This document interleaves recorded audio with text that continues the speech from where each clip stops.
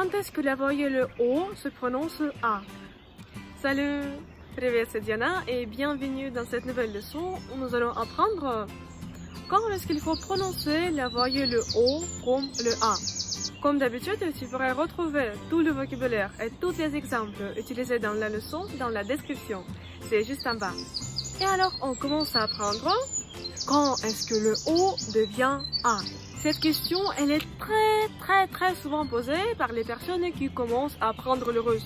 Parce que ils voient, par exemple, le mot moloko, ils le prononcent moloko, et ensuite, il y a Diana qui dit « Ah non, en fait, ça se prononce malako ». Et à ce moment-là, les gens se disent « Mais c'est quoi cette langue incompréhensible où toutes les voyelles changent ?» En fait, ce n'est pas si compliqué que ça et il suffit de mémoriser une seule règle. Tu es prêt? Allons-y. La voyelle O se prononce A quand la voyelle O n'est pas frappée par l'accent tonique. C'est-à-dire quand la voyelle O est atone, quand elle n'est pas frappée par l'accent tonique, elle se prononce A. Parce que en russe, il y a l'accent tonique. Je ferai plus tard une vidéo à ce sujet. Et il faut faire attention à la place de cet accent tonique. Parce que par exemple, si une voyelle O se retrouve sans l'accent tonique, elle devient A. Comme c'était l'exemple dans le mot malako. Malako. La dernière voyelle O qui a été accentuée, elle a gardé son apparence, elle est restée O. Tandis que les deux autres voyelles O qui n'ont pas été frappées par l'accent tonique sont devenues A. Malako, malako. Prenons un autre mot. Karandash, karandash. Karandash signifie crayon. Essaye de deviner où est-ce qu'il y a les voyelles O. Karandash. Voici comment ce mot s'écrit. Karandash. Dans ce mot, il y a 0 voyelle O. Parce que les voyelles A, avec ou sans l'accent tonique, ça reste toujours A. Karandash. Говорить. Говорить. Говорить, c'est le verbe parler. Говорить. Говорить. Les voyelles O qui ne sont pas accentuées deviennent A. C'est pour ça qu'on prononce говорить. Говорить. Parler. Понимать. Понимать, comprendre. Понимать, la même chose.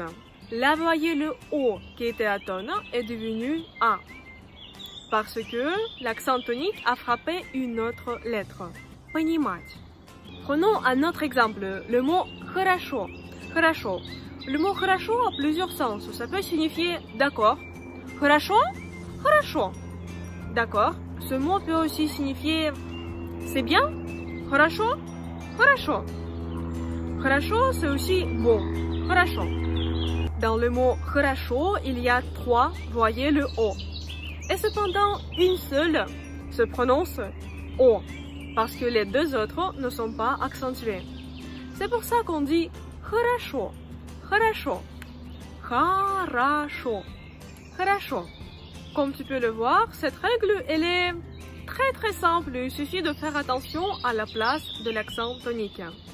Mais cependant, en Russie, il y a certaines régions où les gens ne respectent pas cette règle. Et ça arrive dans le dialecte du Nord. J'ai déjà fait un cours à ce sujet. Si tu as envie de découvrir les dialectes qui existent en russe, il faut cliquer sur le lien qui va apparaître ici.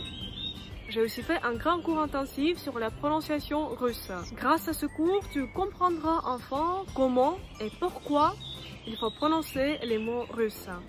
Le lien pour retrouver ce cours se trouve dans la description de cette vidéo. Également dans la description de la vidéo, tu pourrais retrouver les liens vers mes d'autres cours intensifs de russe et tu y trouveras aussi les règles et le vocabulaire employés dans cette leçon. Merci beaucoup d'avoir regardé ce cours, j'espère qu'il t'a plu. Si c'est le cas, n'hésite pas à mettre le pouce en l'air pour m'indiquer que je devrais faire plus de cours de russe de ce genre et abonne-toi à cette chaîne YouTube si ce n'est pas encore fait. J'aimerais remercier les personnes qui soutiennent mon travail, qui soutiennent cette chaîne YouTube via PayPal. Спасибо большое, merci beaucoup. Si toi aussi tu as l'envie et la possibilité de m'aider, te serais très reconnaissante si tu me faisais un petit don sur mon compte PayPal. Le lien se trouve dans la description de cette vidéo. Et moi, j'espère te retrouver très bientôt dans une prochaine leçon de russe. Et pour l'instant, je te dis до свидания, au revoir.